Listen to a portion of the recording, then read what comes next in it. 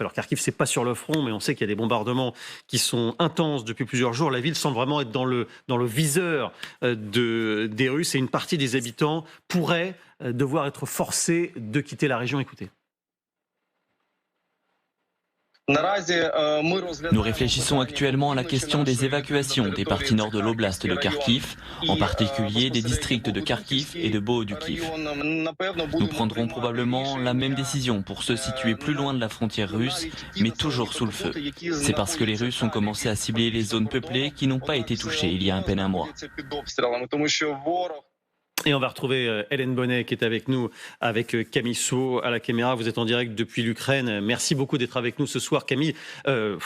Hélène, mais aussi Camille. On a l'impression, Hélène, que la ville est en train de devenir un peu un symbole avec cette campagne de bombardement massive. Oui, alors il y a cette source militaire qui est citée dans le magazine The Economist et qui explique que les Russes ont l'intention de transformer la ville en zone grise et de la rendre invivable pour les civils. C'est vrai que cette ville, ces derniers jours, elle est extrêmement frappée. Elle est au cœur de l'attention. C'est ce que fait savoir la présidence ukrainienne ce soir. D'ailleurs, Volodymyr Zelensky a tenu une réunion spécifiquement sur la situation de la ville. Il réclame plus de moyens de défense antiaérienne pour pouvoir la protéger. On le disait, il y a eu depuis plusieurs semaines maintenant, il y a quasi quotidiennement des bombardements, parfois très meurtriers.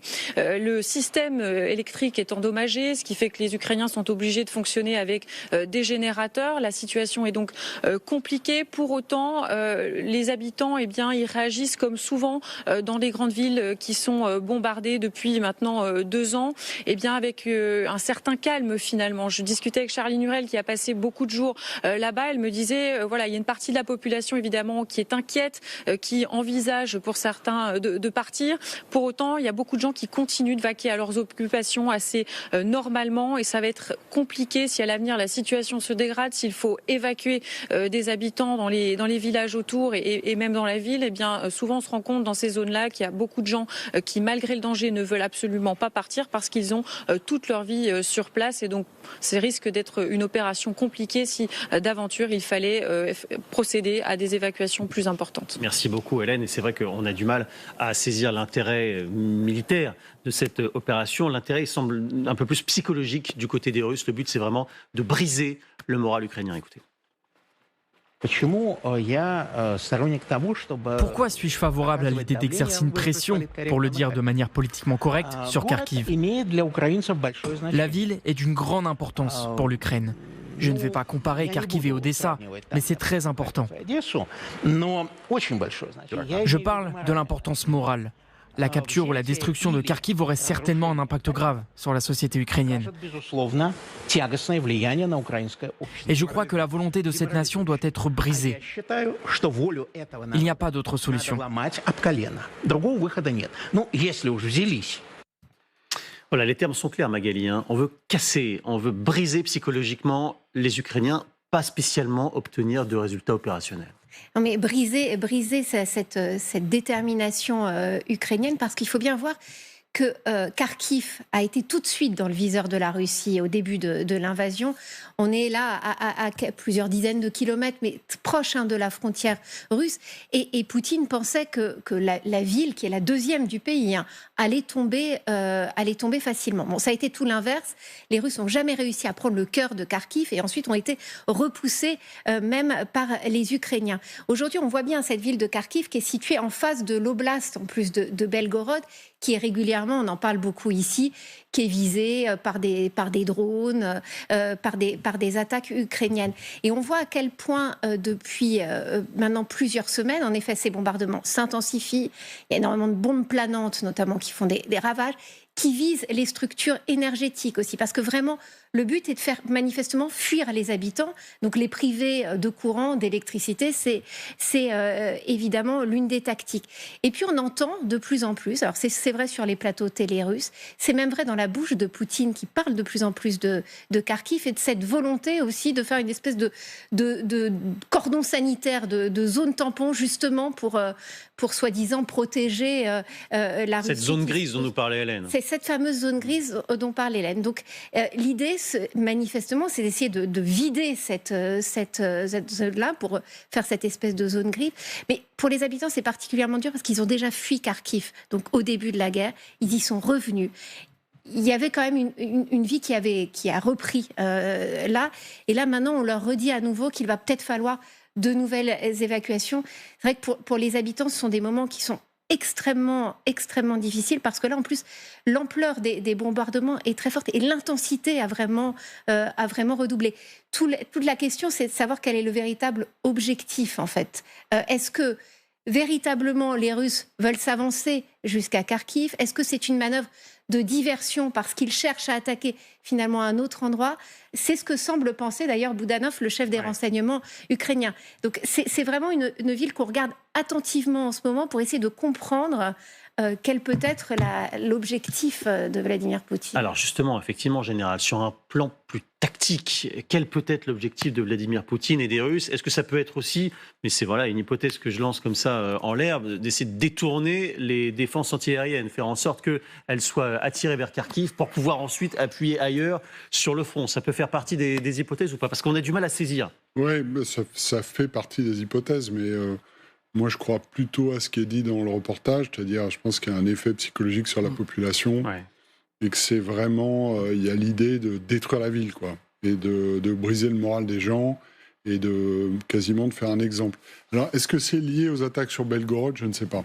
C'est-à-dire que Belgorod, qui est la ville miroir de l'autre côté de la frontière. C'est la ville miroir de l'autre côté de la frontière, où effectivement, en plus, pendant la campagne électorale, Belgorod a été attaqué par des partisans russes formés et armés par l'Ukraine. Ouais, voilà. Anti-Poutine.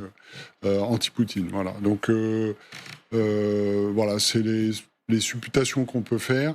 On voit bien que cette ville n'a pas d'intérêt militaire à ce stade. Voilà, il n'y a pas de masse de manœuvre qui est massée de l'autre côté de la frontière, prêt à attaquer Kharkiv. Ouais. Voilà. Et donc, je pense que c'est certainement très surveillé par les Ukrainiens. L'idée que ça puisse être un objectif tactique pour effectivement déborder. Mais quand vous frappez des zones d'habitation, l'énergie, vous affaiblissez pas militairement l'adversaire. Donc quand vous mettez votre potentiel militaire à faire ça, c'est qu'il y a un but qui n'est pas un but immédiatement tactique et militaire qui est recherché. Voilà. Il y a une dimension, Didier, sur le plan symbolique, on l'a dit, importante de la ville de Kharkiv, dans l'esprit même de Vladimir Poutine. C'est pas n'importe quelle ville pour lui, c'est pas n'importe quel secteur depuis longtemps déjà. À la veille de son intervention, de son invasion de l'Ukraine, quand vous vous rappelez cette longue conversation qu'il avait eue avec le président Macron, ce qui avait, et c'est ça qui avait choqué le président français, c'est l'insistance qu'avait Vladimir Poutine à vouloir prendre Kharkiv. Et il le lui avait dit. Et ce jour-là, Emmanuel Macron s'est retourné vers ses services en disant « Attendez, là, il y a un problème, il y a une dissonance entre ce que vous me dites et ce qu'il me raconte. » Parce que ce qu'il me raconte là, c'est qu'il a vraiment envie d'y aller et qu'il va y aller. Parce que dans sa tête, Kharkiv, il faut voir ce que c'est la grande ville russophone de l'Est du pays. C'est la ville industrielle, c'est la ville de la Kharkov, de la Seconde Guerre mondiale, la grande bataille, etc. Dans la psyché russe, c'est extrêmement fort. Et Poutine a beaucoup appuyé là-dessus. Or, cette ville s'est refusée à lui. Cette majorité russophone a basculé massivement, y compris son fameux club de foot, les métallistes, qui étaient assez... ont entièrement basculé en faveur de l'indépendance et de l'Ukraine, et de leur ukrainienité, je ne sais pas comment ça se dit, mais enfin... Leur ukrainité, bon bref, en tout cas, ils ont décidé qu'ils avaient beau être russophones, ils étaient ukrainiens. Et ils se sont battus, et ils se sont refusés à Vladimir Poutine. Donc je pense que derrière, il y a un aspect punition, il y a un aspect riposte à Belgorod, il y a, et c'est ça qui inquiète les Ukrainiens quand même, l'idée que les Russes peuvent essayer d'ouvrir là une troisième poussée. Ouais. Si on a la poussée sud-nord, voilà. Kupiansk, ça va être très compliqué de passer. Vous voyez bien, si on prenait les 1200 km de ligne de front, là, pour arriver à Kharkiv en passant en venant de l'Est, il faut traverser la rivière Osilk, sur laquelle est Kupiansk, et ça va être très compliqué. En revanche, si vous voulez ouvrir un nouveau front, où pour l'instant, il n'y a pas trop peu de gens les Ukrainiens sont à la fois peu déployés parce qu'ils sont mobilisés ailleurs et il leur faudrait des hommes supplémentaires, vous voyez que vous êtes tout de suite sur Kharkiv en venant de la Russie, avec une logistique assez courte, une capacité de mobiliser derrière la frontière discrètement, enfin en tout cas tenter de le faire, parce que je pense que ça sera vu quand même et c'est regardé.